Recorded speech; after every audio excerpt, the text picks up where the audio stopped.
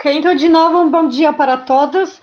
Hoje está conosco e com a gente o grande especialista da história dos sertões e nós tivemos o prazer de conhecer em Portugal. Então, assim, muito obrigada, Alexandre, por ter recebido assim e aceito o nosso convite. E eu queria rápido apresentar o nosso palestrante, o nosso convidado, o Alexandre Bittencourt Leite Marques, e ele tem um sotaque perfeito, muito bonito, pernambucano. Então, vocês podem, durante a nossa aula, admirar também o sotaque dele, que é um dos sotaques mais bonitos do Brasil, na minha opinião.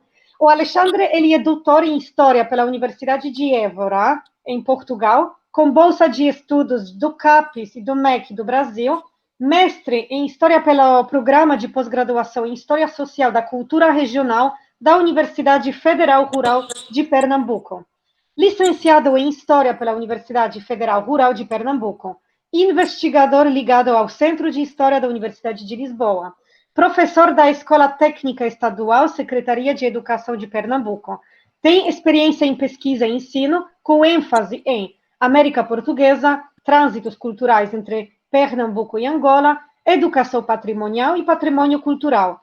No âmbito do doutorado, ele escreveu a tese No Coração das Terras, os sertões da capitania de Pernambuco e do Reino de Angola, representações, conexões e trânsitos culturais no Império Português entre 1750 a 1808, e que também eu posso passar o link de acesso a que vocês também podem encontrar a tese dele. No âmbito do mestrado, escreveu a dissertação entre lajedos e lagoas, formação territorial, habitações e bens culturais no povoado de Alagoinhas, nos sertões de Pernambuco, entre 1775 e 1835, e eu também no bate-papo, porque Elias também imagino que queria ter acesso, então já também durante a apresentação eu deixo estes links aqui no bate-papo para o Piotr e Elias também pudessem acessar. Obrigado. Ok, então eu passo, e junto com o e-mail, Alexandre, posso deixar seu e-mail também? À vontade, sim, sim. Então, se o Elias também tiver alguma dúvida, também pode entrar em contato com o Alexandre por e-mail. Ok, muito obrigada. Passo a voz, então, para o nosso palestrante. Bom dia a todos e todas. Primeiramente, aqui é dizer que é uma enorme satisfação estar com vocês do grupo de estudos, do Departamento de Estudos Brasileiros da Universidade de Varsóvia. Agradeço aqui também imensamente a professora Agatha Bloch pelo convite. Tá? Professora Agatha, nós tivemos o prazer de nos conhecer em Portugal, alguns anos atrás. Na época, na ocasião, eu cursava o doutoramento na Universidade de Évora.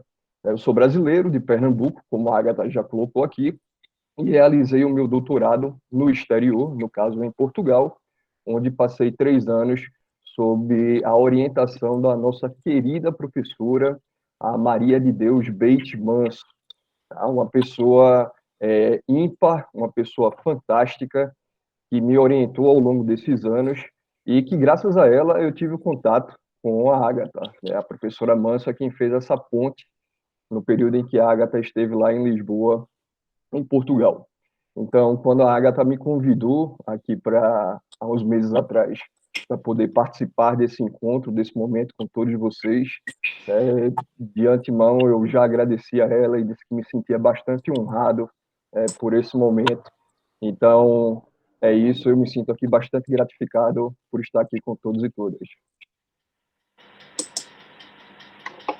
Certo? Eu vou iniciar agora aqui um pouco a minha explanação. Agatha, Desculpa, só se a gente puder pedir o Piotr, você pode desligar o microfone, assim, porque para não ter barulhinho? Sim. Obrigada. Momentinho, desligar o telefone. Microfone. Desculpe. É um troço meio... tá.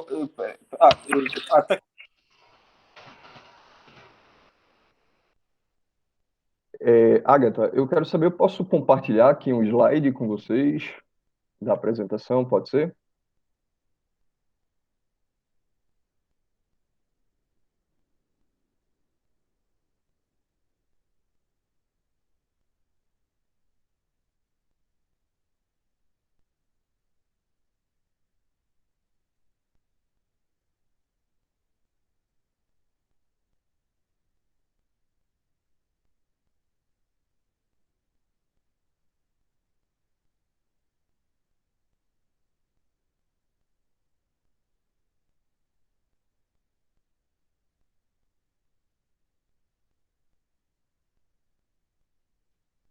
Consegue? Só um minutinho, eu não estou conseguindo aqui, mas eu acho que é uma questão de tempo. Só um momento.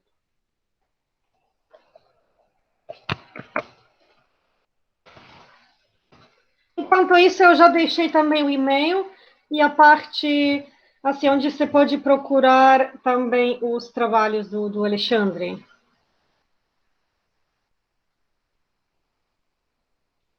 Pronto, eu acho que agora vai aqui. Me confirma, tá, Agatha, por favor, se já abriu para vocês. Assim, você... Perfeito, está ótimo. Tá ótimo. Pronto, então, esse momento aqui, né, esse nosso momento, essa nossa fala, ela está sendo baseada justamente na investigação que eu desenvolvi no âmbito do doutorado, do doutoramento, que trata sobre os sertões, né? Então, trouxe aqui como tema para vocês, no coração das terras, os sertões da capitania de Pernambuco e do reino de Angola nos séculos XVIII e XIX. Tá? Mais adiante, nós vamos ver aí o motivo desse trecho do título No Coração das Terras está entre aspas. Certo? Então, no âmbito do doutoramento, eu analisei justamente esse tema, né? Eu procurei observar as representações construídas sobre os sertões de ambos os lugares, né? Dos dois lados do Atlântico, as conexões estabelecidas entre esses dois lugares, entre os sertões da capitania de Pernambuco e os sertões do Reino de Angola, e o trânsito cultural, né? E aí, entendendo o trânsito cultural, o trânsito das culturas entre um lugar e outro, e vice-versa. Nesse tema, eu procurei justamente focar nessa ligação entre a capitania de Pernambuco e o Reino de Angola, na passagem do século XVIII para o século XIX. Eram ligações bastante intensas, em que até hoje a historiografia não se debruçou muito a respeito desse processo, dessa conexão entre Pernambuco e Angola. Tá? Concomitantemente, né, ou seja, ao mesmo tempo, eu procurei também dar ênfase aos chamados sertões dessas duas localidades, porque também a historiografia, durante muito tempo, quando se trata de analisar, por exemplo, a capitania de Pernambuco, ficou muito focada na área costeira, né, ou seja, na região litorânea e em torno, e por vezes os sertões, que seriam o interior continental, ele foi pouco explorado, ele foi pouco estudado, embora que já desde o início do século XX houvesse aí discussões a respeito de sertão, mas ele sempre ocupou uma posição, vamos dizer assim, menosprezada em relação a outros lugares da capitania de Pernambuco, como as vilas açucareiras e os principais núcleos urbanos de Recife e Olinda, todos esses situados no litoral e no entorno, certo?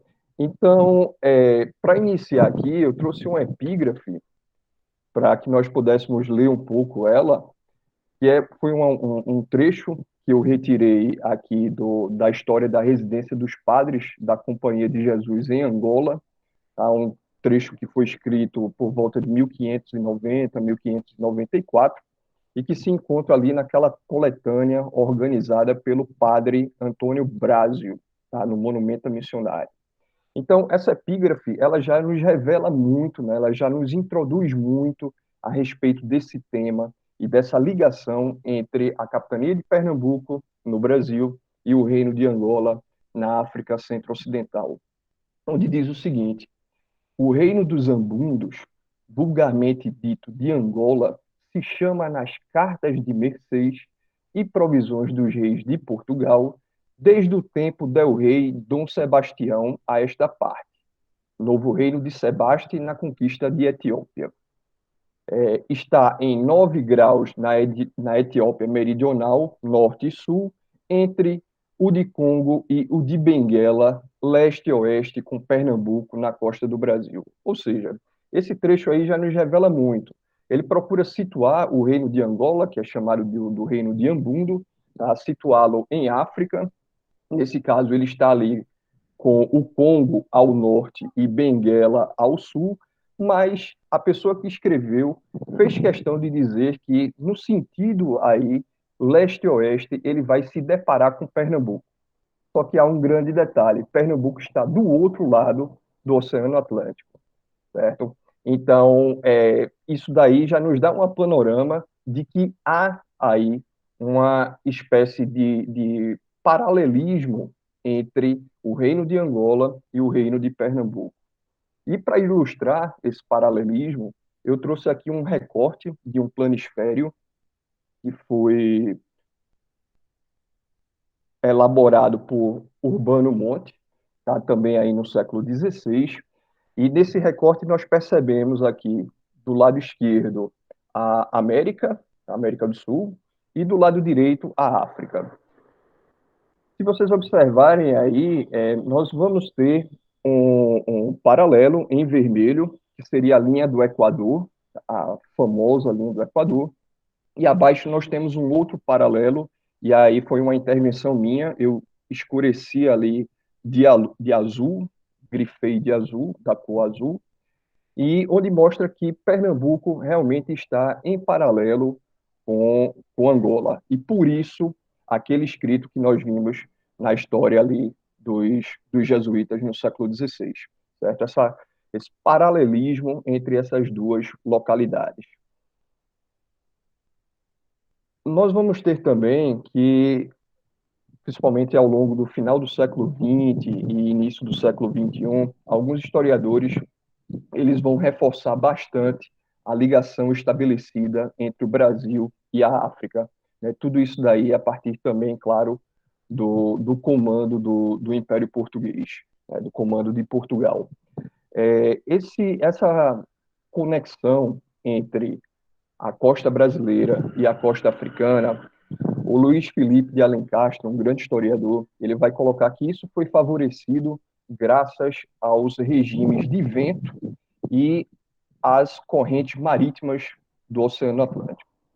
Para se ter uma ideia, o Alencastre comenta que essa costa brasileira, e aí se a gente for falar em costa para esse período, vamos dizer, do século XVI, século XVII, século XVIII, século XIX, nós vamos estar falando principalmente aí de 3 grandes localidades no Brasil, que seria Pernambuco, justamente, a Bahia e o Rio de Janeiro.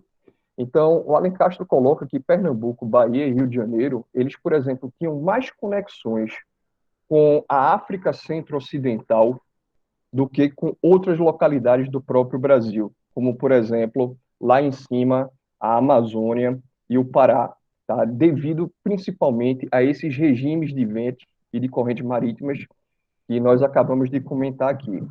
Agora, claro, essa questão geográfica ela não foi determinante, né? Ela contribuiu sim. Uma outra grande contribuição, e aí foi o que os portugueses souberam utilizar esse regime de vento e correntes marítimas, foi justamente para estabelecer ali o comércio, né, do tráfico de escravos da África para o Brasil. E aí o Alencastre comenta que nesse tráfico, nessa circulação de embarcações entre ambas as costas, entre Brasil e África Centro-Ocidental, a mercadoria escrava era a mercadoria principal, mas que ela aglutinava outros tipos de mercadorias, certo? É aquilo que ele vai chamar de mercadoria ancilante. Então, essas outras mercadorias vão ser aglutinadas a esse comércio de escravos, vão fazer uso também dessas rotas marítimas das embarcações de uma costa para outra e no sentido inverso, certo? Então, foi a partir daí de colocações como o do Alencastre que chama a atenção para essas outras mercadorias, em que eu comecei a mergulhar na minha investigação sobre essa relação entre Pernambuco e Angola. E a partir daí comecei a identificar que realmente essas relações entre Pernambuco e Angola, e aí já falando no século XVIII e século XIX, eram relações muito, muito fortes. Tá? Havia diversos fios que conectavam, que faziam parte dessa conexão entre essas duas localidades. Bom, Mas, como eu já disse no início, eu não estava satisfeito somente em analisar as áreas litorâneas, porque justamente quando nós falamos em trânsito dessas mercadorias de um local para outro, é inevitável, claro, falar do Oceano Atlântico, tá? O Oceano Atlântico que de início poderia ser uma espécie de barreira, mas que no final nós vamos perceber que, muito pelo contrário, é o oceano que faz essa ligação, através das rotas marítimas, entre um local e outro. E eu queria extrapolar essas áreas que durante muito tempo também já foram estudadas, né, como eu falei anteriormente. Então, eu resolvi focar também nos sertões dessas duas localidades, tanto Pernambuco como Angola.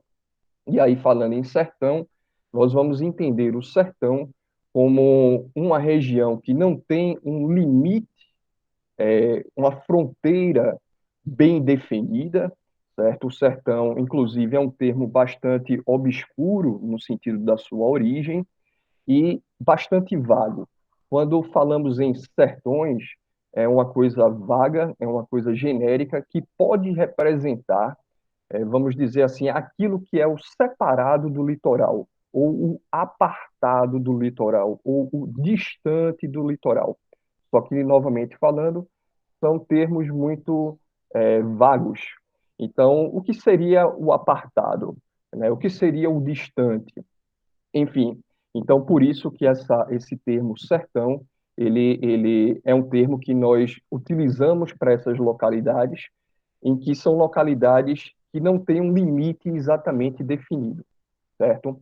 Isso em termos espaciais. Nós vamos falar mais um pouquinho sobre isso daqui a pouco. Então, quando eu resolvo estudar os sertões dessa localidade, eu fui provocado também por outros historiadores, né? Por exemplo, o historiador inglês, o Russell Wood, tá? E também um próprio historiador brasileiro, o Alberto Silva. Eles chamaram a atenção para que fosse necessário desenvolver estudos que abarcassem esses sertões, ou seja, esses interiores, né, o interior continental, porque essas relações entre Brasil e África extrapolavam o próprio Oceano Atlântico, elas transbordavam para essas regiões distantes, né, esses interiores, o centro do continente, vamos dizer assim. Então, devido a essa provocação, né, foi um dos motivos também que me levou aí a tentar identificar e colocar os sertões como protagonistas também dentro desses espaços que compõem o Império Português. E aí nós vamos ver que eles eram realmente protagonistas na medida em que, se formos ver, boa parte dos produtos que circulavam entre Brasil e Angola, e especificamente entre Pernambuco e Angola, esses produtos eram oriundos, ou seja, originários dos sertões de cada localidade. Ou seja, os sertões de Pernambuco, eles enviavam produtos para Angola e muitas vezes esses produtos chegavam inclusive nos sertões de Angola, certo? E também o sentido contrário. Angola enviava produtos dos seus sertões para Pernambuco. Então, ou seja, nós estamos falando aí de espaços que eram protagonistas durante esse período do Império Português, certo? Então, novamente falando, aqui esse mapa que vocês estão vendo foi um mapa retirado aqui do livro do Felipe Alencastro, O Trato dos Viventes. Do lado esquerdo, nós percebemos aqui um pouco apagadinho a América do Sul, e do lado direito, também um pouco apagado ali, parte da África, certo? E ali, as setas, elas estão a mostrar as rotas e o sistema de vento que facilitava aí a conexão entre esses dois lugares. Bom, e já que estamos falando aí em sertões, nesse caso de Pernambuco e sertões de Angola, também é importante situarmos essas duas localidades, certo? Então, do lado esquerdo aqui, nós temos um mapa adaptado do Giovanni Albrizzi, que elaborou ali na passagem do século XVII para o século XVIII, em que retrata uma parte do território do Brasil.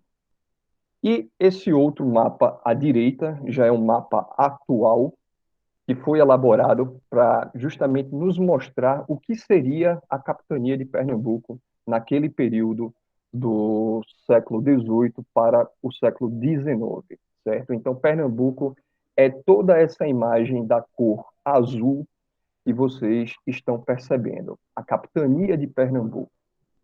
Se formos ver hoje o mapa do Brasil, o estado de Pernambuco basicamente possui metade do território que possuía no passado. Tá? Esses territórios eles foram perdidos e anexados por outros estados, como a Bahia, por exemplo.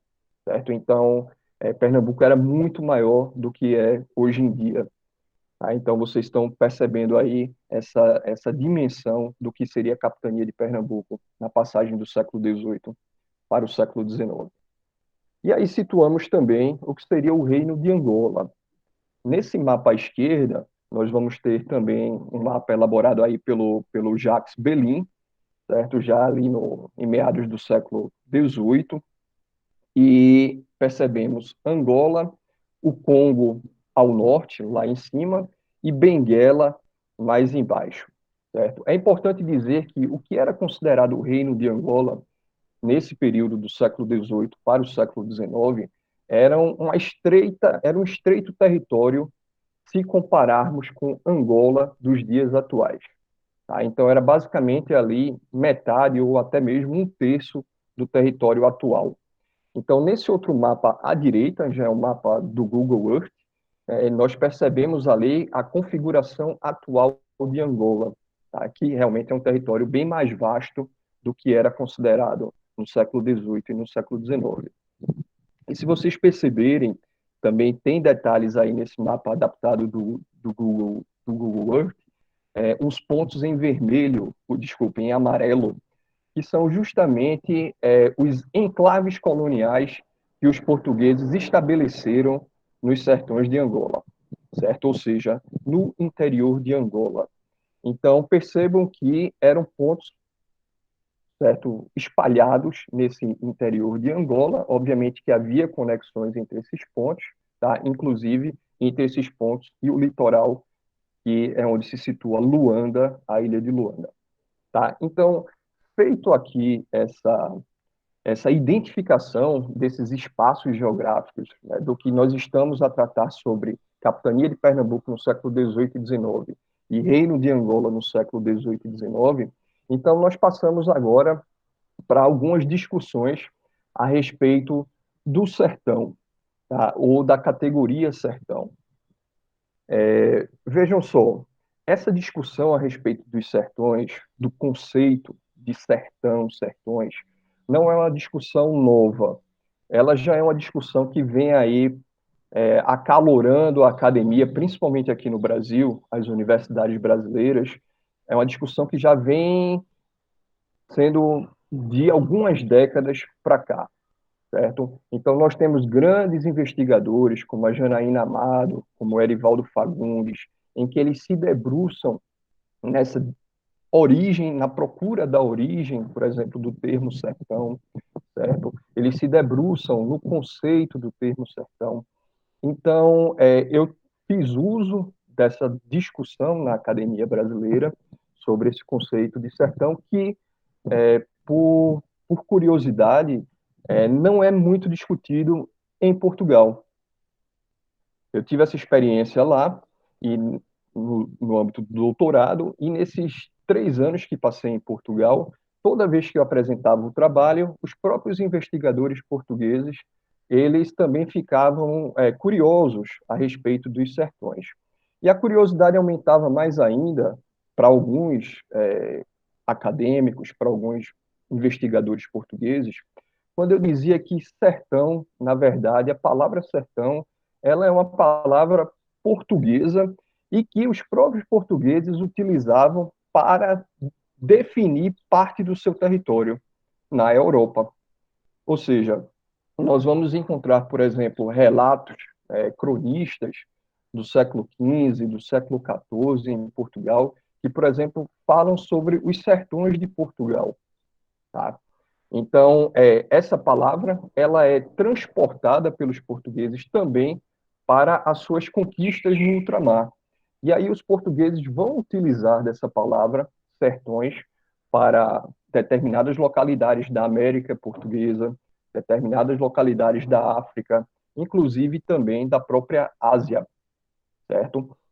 Então, essa palavra, novamente recapitulando, é uma palavra de origem portuguesa em que eles levam para outros lugares das suas conquistas do ultramar.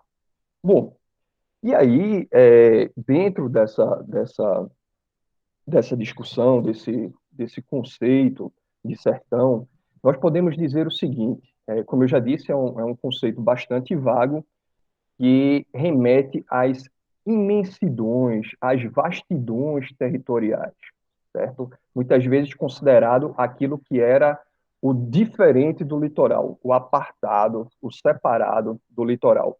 E eu trouxe para vocês aqui, claro que se a gente está falando de conceito, é muito importante que nos debrucemos sobre dicionários que foram produzidos na época, no caso, nesse período, estudado. Então, eu trouxe aqui o conceito que é presente no dicionário do padre Rafael Blutot, que escreveu esse dicionário no século XVIII. E aí o Blutot diz o seguinte, que o sertão é aquela região apartada do mar, ou seja, separada do mar, e por todas as partes metida entre terras. E aí um termo em latim, Mediterrânea Regio. É interessante, gente, esse conceito aí trazido pelo Blutot, porque quando nós nos debruçamos em outros documentos, nós percebemos que, por vezes, o uso dessa palavra sertão, ela extrapola o sentido que é dado no dicionário da época. O que é que eu estou querendo dizer com isso? Estou querendo dizer que, por exemplo, em documentos do Arquivo Histórico Ultramarino, nos manuscritos, eu me deparei, obviamente que de forma bastante rara, eu me deparei com o termo sertão sendo utilizado ali, não para o interior, não para o apartado do litoral, mas para a própria região que fazia parte do litoral ou da costa brasileira, ou então da costa africana. Vejam que interessante. Ou seja, o que de início a palavra sertão era dada para o interior, em alguns documentos aparece sertão para áreas litorâneas. Mas por que isso? Porque, nesse caso, o termo sertão, para essas áreas litorâneas, estava sendo dado um conceito, um significado, não de distância espacial, mas sim era um significado mais no sentido cultural. Vamos dizer, eram os locais em que eram considerados como selvagens, ou seja, que não havia a presença colonizadora portuguesa ou que essa presença fosse bastante escassa, bastante rara. Então, vejam, o conceito de sertão, ele agora cai também num outro campo. Além desse campo físico-espacial no sentido de interior, o conceito de sertão também cai numa categoria sociocultural, ou seja, o sertão também pode ser considerado aquilo selvagem, aquilo que não tem os padrões culturais portugueses ou europeus, se a gente pode dizer assim. Tá? Isso daí também já foi chamado a atenção pelo próprio Erivaldo Fagundes, né, que nos coloca abertamente isso. Ele consegue também identificar, e tudo isso que eu disse aqui para vocês, eu localizei na documentação, que faz confirmar aquilo que o Erivaldo Fagundes já pensava um pouco anteriormente, certo? Bom, então, trazendo esse conceito de sertão, esclarecendo o que é o sertão, e aí, como exemplo do padre Rafael Blutot, eu chamo a atenção para essa palavra aqui, Mediterrânea Regio, né, que consta no dicionário do padre. Ora, gente, Mediterrânea, em latim, significa meio das terras, ou entre terras.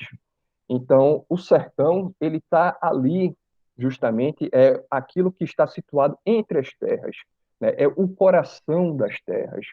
E aí o termo que eu utilizei lá no meu título, lá em cima, hasteado, que eu chamei a atenção no início, o coração das terras. É justamente um dos significados para sertões É um significado que vai aparecer em outro dicionário, esse dicionário escrito nas primeiras décadas do século XIX, que trata coração das terras, como um sinônimo de sertão, tá? Ou seja, aquilo que é o meio das terras, certo? Bom, nesse processo, dito aqui sobre o vocábulo sertão na história e na historiografia, a gente passa para um outro ponto, que é a respeito da expansão terrestre sobre os sertões. Ou seja, a expansão que os colonizadores portugueses realizaram ao mesmo tempo, tanto de um lado, no sentido de Pernambuco, como do outro lado, no sentido de Angola. Os colonizadores portugueses, eles vão adentrando esse território. Não foi um processo rápido, foi um processo lento, foi um processo gradativo, que levou décadas e séculos para ir ocorrendo. E, claro, em ritmos diferentes. Tá? Os ritmos não eram exatamente iguais para Pernambuco no Brasil e para Angola na África. Não. Pernambuco no Brasil, vamos dizer, esse ritmo foi um pouco mais acelerado, esse ritmo de penetração, de adentração do interior, foi um pouco mais acelerado do que esse processo em relação aos sertões de Angola na África. Os portugueses, claro, eles fizeram uso aí de caminhos que já tinham sido estabelecidos durante centenas ou milhares de anos pelos povos autóctones que viviam nesses territórios.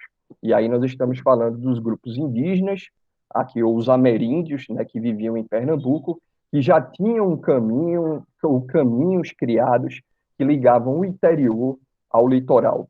E do mesmo jeito aconteceu em Angola. Os grupos africanos, tá, os ambundos, eles já tinham também caminhos, né, sejam caminhos por terra, sejam caminhos fluviais, que ligavam o interior ao litoral. Então, os portugueses eles vão se apropriar também desses conhecimentos, desses caminhos que os outros grupos, né, no caso os grupos autóctones, já tinham estabelecido, certo?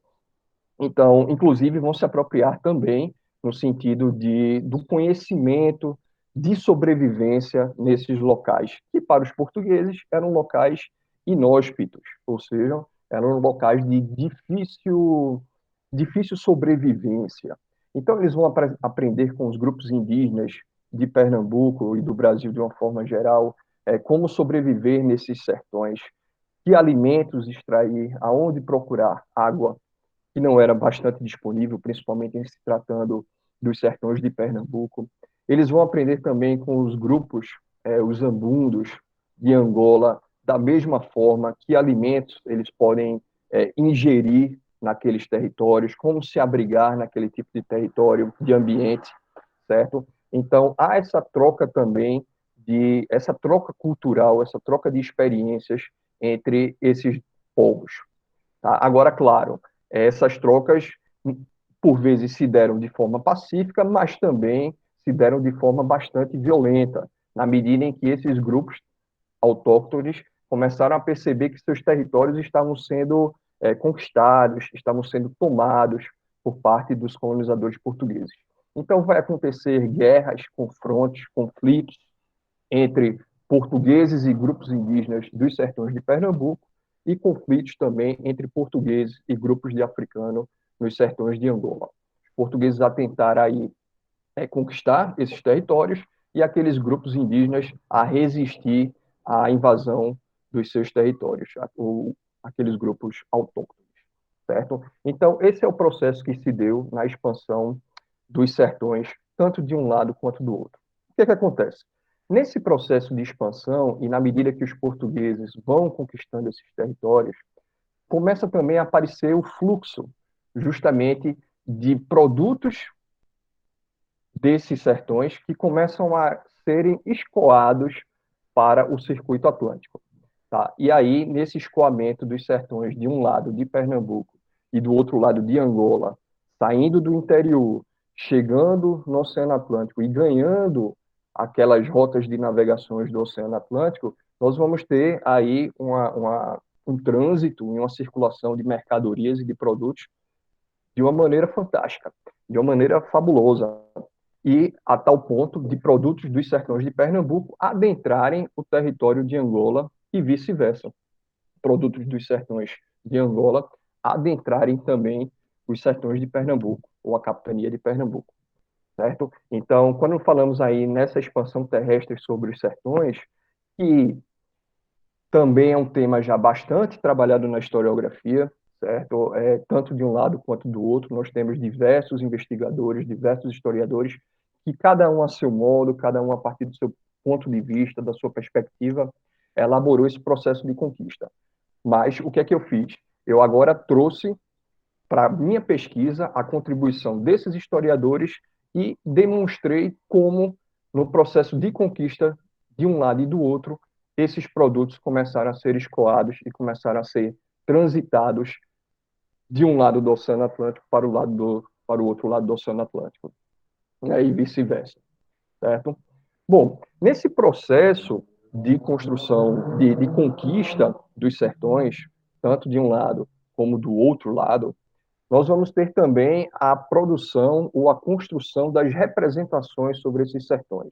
Tá? E aí eu passo para o outro slide, que fala um pouco sobre como se deu essas representações sobre os sertões. Vejam, foi a partir do olhar dos agentes da expansão sobre os sertões em que começou-se a ver essas representações, ou seja, a forma como esses agentes da expansão codificavam ali, através de seus escritos, informações a respeito dessas regiões chamadas de sertões, certo? Ou seja, a paisagem, os grupos que habitavam. Então, como a partir do olhar desses agentes, eles registravam em seus escritos, né? Ou seja, como eles descreviam.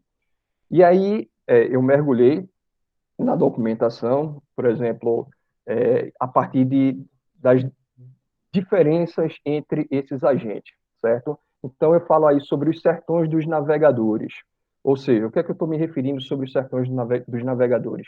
Eram aqueles navegadores já do século XV, século XVI, que nos seus escritos aparecem a palavra sertão e qual o significado que é dado ali para o sertão, ou qual a descrição que é dada para o sertão. Para ilustrar, eu trouxe aqui um único exemplo, que foi a carta, a famosa carta, né, do Pero Vaz de Caminha, que escreve sobre o achamento do Brasil em 1500. E aí aparece o termo sertão quando ele diz o seguinte: pelo sertão nos pareceu, vista do mar, muito grande, porque a estender os olhos não podíamos ver senão terra com arvoredos, que nos parecia muito longa.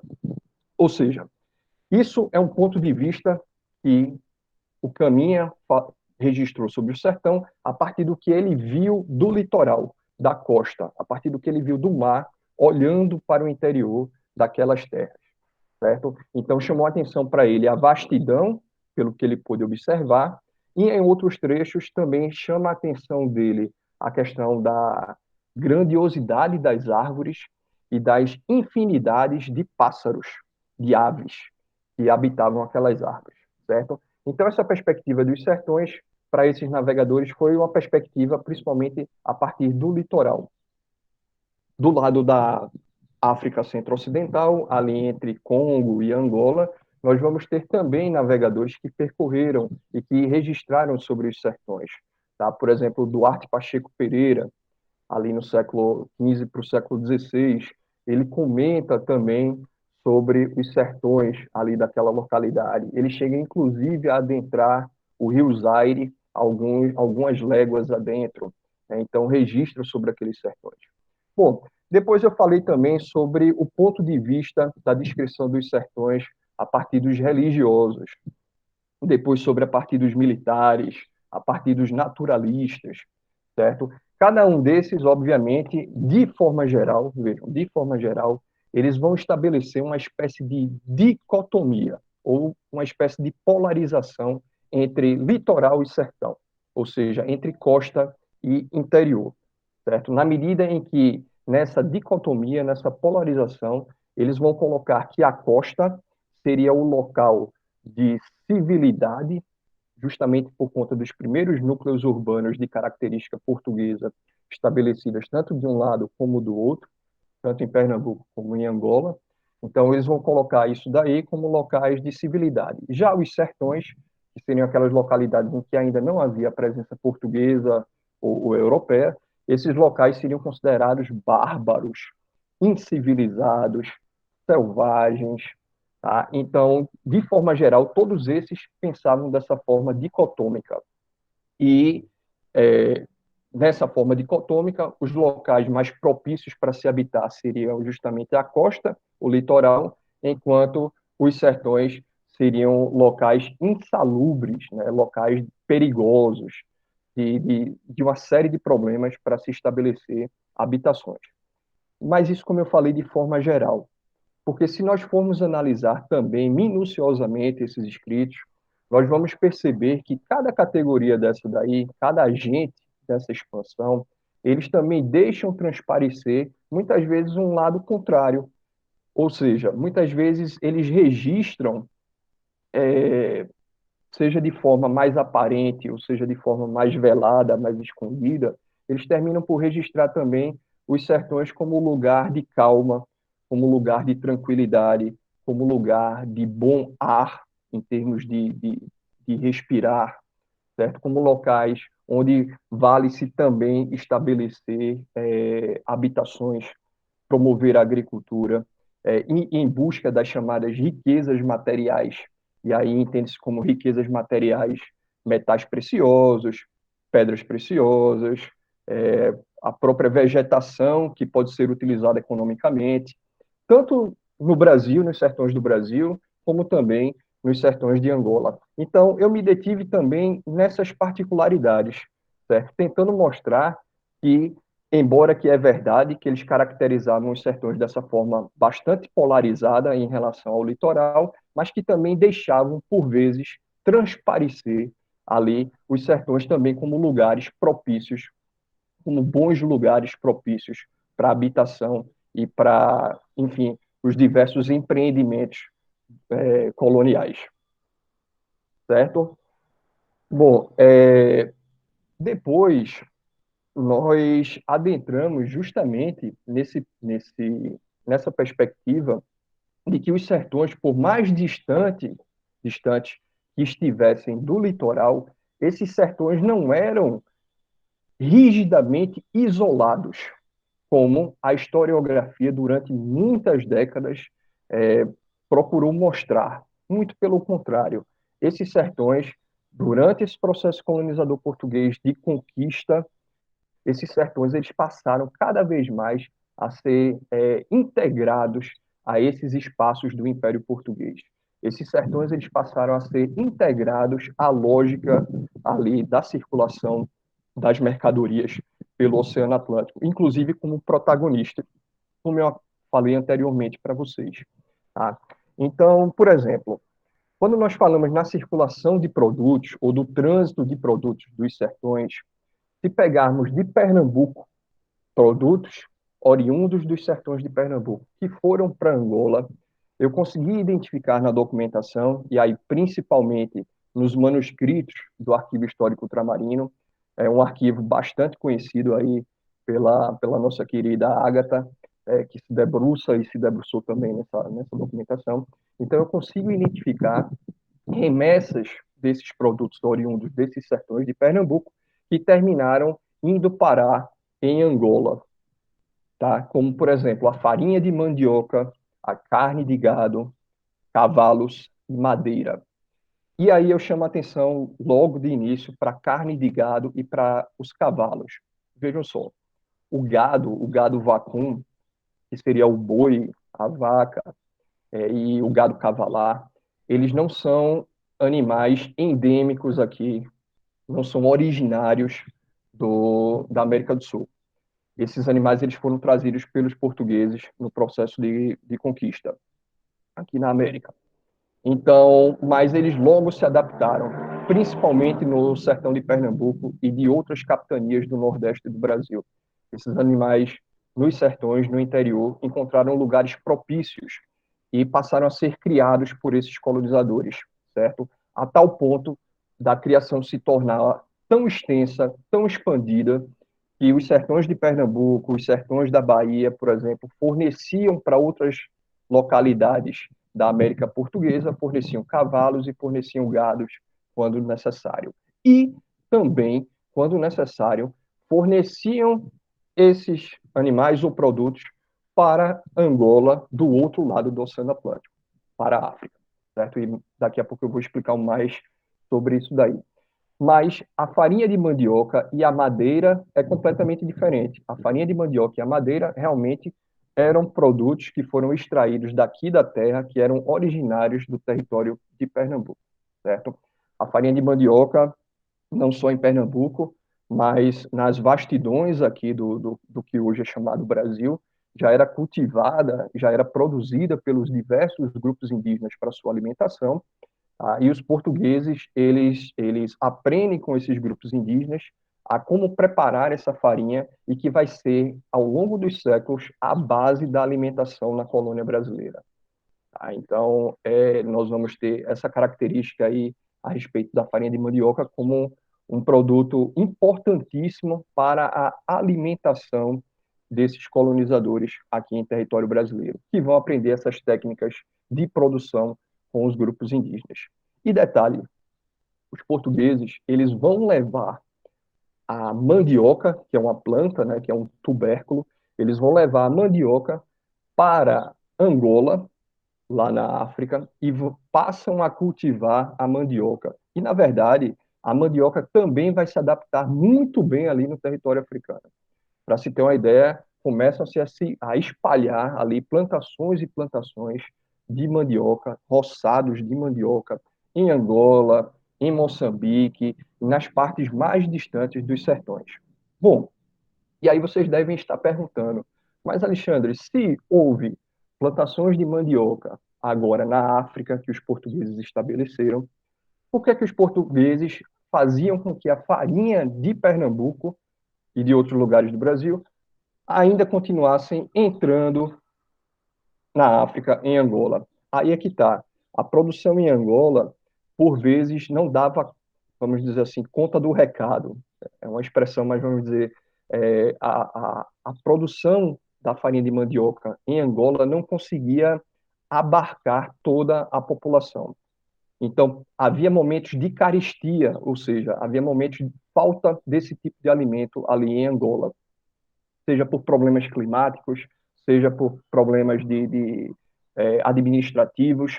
E aí o que era que acontecia? O governo de Angola solicitava, o governo do Reino de Angola solicitava ao governo de Pernambuco remessas dessa farinha de Pernambuco para socorrer lá a população. Então, toneladas e toneladas de farinha de mandioca de Pernambuco foram enviadas para Angola, e aí eu consegui identificar, né, parte dessas remessas ocorridas no século XVIII para o século XIX, certo? Aqui nessa imagem, eu estou passando o mouse, tem um trecho de um documento do manuscrito de Angola, lá do Arquivo Histórico Ultramarino, que trata sobre as farinhas que ficaram em 1767 e que saíram em 1769. Observem que tem farinha da terra, ou seja, era aquela própria farinha que era produzida em território angolano, mas também tinha aqui farinha de Pernambuco. Era aquela farinha que veio de Pernambuco e adentrou Angola, certo? Além de Pernambuco, outras localidades também remetiam farinha, como, por exemplo, Salvador, a Bahia, e o Rio de Janeiro, certo? Essa outra imagem aqui do documento também já é outro, faz parte dos manuscritos de Angola, do Arquivo Histórico Ultramarino, que diz o seguinte: o governador de Angola anuncia a chegada no porto de Luanda, né, da fragatinha também chamada Luanda, que nos dias de abril saiu de Pernambuco, trazendo a seu bordo 16 cavalos para a tropa, alguns petrechos e madeiras indispensáveis e de quantidade. Em outras palavras, o governador de Angola está anunciando a chegada de uma embarcação vinda de Pernambuco para Luanda, onde essa embarcação traz cavalos e traz madeiras, e aí frisa-se madeiras de qualidade, certo? Bom, gente, por que Pernambuco remetia cavalos para Angola? Isso foi a primeira pergunta que eu me fiz ao ver esses documentos, certo?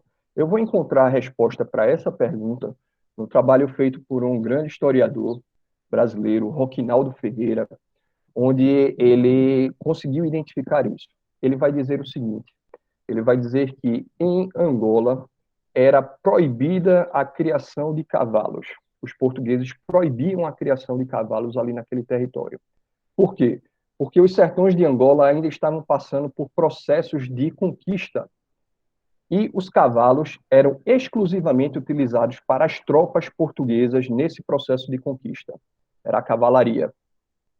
Então, os portugueses tinham receio, tinham medo que os cavalos caíssem nas mãos dos grupos autóctones, ou seja, dos grupos africanos que resistiam à invasão do seu território.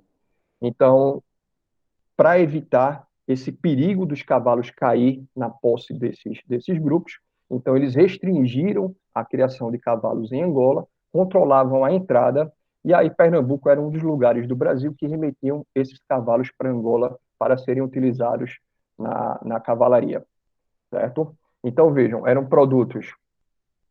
O cavalo era um animal que foi enviado para o Brasil pelos portugueses, ali encontrou um ambiente adequado para sua sobrevivência, para sua criação, para sua proliferação. Pernambuco, principalmente, é um dos grandes lugares.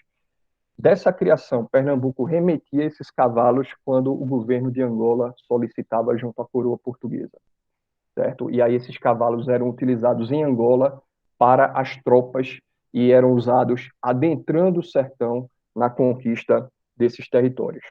Tá? Uma outra questão também era a carne de gado. Novamente falando, por vezes a sociedade colonial em Angola passava por problemas de fome, de carestia e de alimento. E aí, por vezes, os sucessivos governadores eles solicitavam à coroa portuguesa para que Pernambuco, por exemplo, enviassem carne de gado salgada, né? E aí salgada a carne ela consegue durar mais tempo. Então, Pernambuco também remeteu, eu consegui identificar algumas remessas de carne de gado de Pernambuco para Angola, certo? E aí era utilizada também na alimentação daqueles povos. Diferente do cavalo, que não havia em Angola havia gado vacum, tá? Mas a criação desse gado vacum, os documentos mostram que era muito propícia, mas havia pouco investimento por parte dos colonizadores portugueses nessas criações.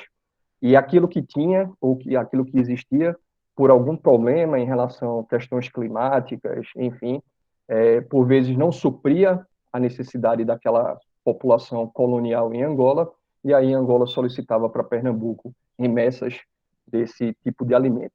Tá? Um outro ponto que vai me chamar a atenção foi as remessas de madeira, que eu identifiquei algumas sucessivas remessas. E eu me perguntei, por que Pernambuco envia madeira para Angola? Segundo os documentos do governo de Angola, dos sucessivos governadores de Angola, afirmava-se que as madeiras de Angola não eram de qualidade, ou de boa qualidade. E eu também me perguntava a respeito dessa veracidade. Né? Será que Angola, principalmente a parte norte de Angola, já se aproximando do Congo, é uma parte que, geograficamente falando, vai se ter florestas com árvores de grande porte? E eu me perguntava, será que ali, nesse território, principalmente o território norte de Angola, não haveria madeira de qualidade para ser utilizada nas obras públicas dos núcleos urbanos de Angola, dos núcleos coloniais? Será que era necessário realmente estar solicitando que Pernambuco enviasse essas madeiras para lá? Eram perguntas que eu fazia. E aí eu fui mergulhar nos escritos, principalmente dos missionários no século XVII, e que esses missionários que percorreram os sertões, por vezes, eles salientavam que se deparavam com madeira de boa qualidade, inclusive diziam que aquelas madeiras poderiam ser utilizadas nos mais diversos tipos de construção, desde embarcações até residências.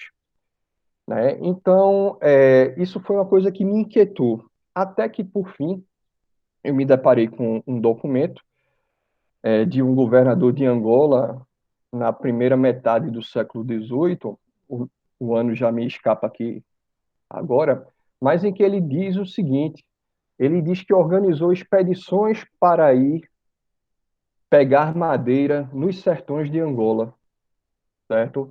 E ele justifica isso. Ele diz que ele manda essas expedições para ver se diminui a quantidade de madeira que vem de Pernambuco, porque o valor era muito mais caro. Só que ele reclama, ele governador, ele reclama que nessas expedições que ele mandou organizar, eles se deparam, os membros das expedições, se depararam com um problema de logística, que seria a retirada das madeiras do interior e escoadas, ou seja, transitadas do interior de Angola para o litoral de Angola, onde Luanda está situada, que é a capital. Então, ele diz que havia todo um problema de logística para o transporte dessas madeiras, dessas toras de madeira, e que, infelizmente, era muito mais prático realmente utilizar ali o trânsito de embarcações, que era muito forte entre Pernambuco e Angola, para que nesse trânsito de embarcações se trouxesse madeira de Pernambuco para serem utilizadas nas obras públicas de Angola, certo? E aí vem um outro lado. Eu precisei também estudar por que é que Pernambuco começou a fornecer madeira. E alguns historiadores já tinham identificado que quando há um abalo sísmico, um terremoto, lá em Portugal, o famoso terremoto de meados do século XVIII, que devastou Portugal, que devastou Lisboa, no processo de reconstrução de Lisboa, a coroa portuguesa dá ordens para que fosse estabelecida uma logística de extração da madeira do Brasil, principalmente de Pernambuco, para que essa madeira fosse levada para a Europa, levada para Portugal, para ser utilizada na reconstrução de Lisboa. E isso, de fato, acontece. É criada uma logística, é criada uma extração dessa madeira, é criada uma logística de transporte dessa madeira dos sertões de Pernambuco para Lisboa, em Portugal. E aí, já que já havia essa logística de extração, os governos lá de Angola, na África, passam a fazer uso e solicitar também parte ou frações dessa madeira que eram extraídas de Pernambuco para serem usadas nas obras públicas de Angola, já que Angola não possuía logística suficiente para extrair sua própria madeira do seu interior, certo? Então, isso daí foi um ponto também analisado a partir dessas remessas. E desculpa, Alexandre, mas no máximo 2 minutinhos, ok? Certo, Agatha, eu estou aqui extrapolando um pouco, né? Bom, e aí nós vamos aqui para o processo inverso, certo? Que seria o quê? Seria a saída de produtos dos sertões de Angola para os sertões de Pernambuco, tá? E aí, nesses produtos, nós vamos ter principalmente o marfim, extraído do elefante, né? Aquelas presas do animal elefante. O marfim ele vai ser transportado de Angola para Pernambuco. Na verdade, Pernambuco vai servir muito como uma escala, porque esse marfim, na verdade, ele tem como destino final Lisboa, lá em Portugal. Então, ele sai de Angola, vai para Pernambuco, de Pernambuco ele sobe para Lisboa. Mas é possível também dizer que frações desse marfim também tenham ficado em Pernambuco, certo? Outros produtos, como a cera feita a partir da colmeia da abelha, né, do animal abelha. Então, a cera era utilizada para a fabricação de velas. Essas velas passam a ser produzidas tanto em Angola. Pernambuco, por vezes, tem carência de cera para a fabricação de velas, né, e aí a vela é utilizada nas festividades, na iluminação das residências. Então, Pernambuco solicita também remessas dessa cera de Angola para poder produzir a sua vela aqui. Angola também remete para Pernambuco minério de ferro, tá? Então, esse minério, ele também tem como destino final, principalmente Lisboa, lá em Portugal, e Pernambuco servia como uma espécie de escala, mas também, na passagem do século XVIII para o século XIX, Pernambuco começa a absorver e a receber minérios de ferro para serem utilizados aqui na fabricação de instrumentos, principalmente usados na agricultura, como enxadas, pás, picaretas e assim por diante, tanto na agricultura como na mineração. Tá? E um outro que eu achei muito legal de trabalhar e que mostra essas conexões também entre Angola e Pernambuco, era as remessas de animais selvagens. Tá? Animais selvagens que também Pernambuco servia como uma escala para que esses animais subissem para Angola, subissem para Lisboa, mas que eu identifiquei nessas remessas daí de animais selvagens, que alguns animais, inclusive, chegaram a passar meses em território pernambucano, como, por exemplo, um elefante que foi transportado, capturado nos sertões de Angola, atravessados para Pernambuco, para que de Pernambuco subisse para Lisboa. Só que ele passa meses em Pernambuco, inclusive sendo exibido para a população. Então, além de elefantes, outros animais como felinos, né, leopardos, que eles chamavam de onça, diversas aves, zebras, tá? Então, tudo isso daí também, esses transportes. Bom, essas mercadorias daí que eu acabei de falar, tanto de Pernambuco para Angola, como de Angola para Pernambuco, eram mercadorias ancilares, certo? A mercadoria principal mesmo, como eu já havia dito antes, é o tráfico de escravos. Então, escravos saíam dos sertões de Angola, chegavam em Pernambuco, inclusive iam trabalhar nos sertões de Angola, nos sertões de Pernambuco. Então, eles faziam 3 etapas de travessia.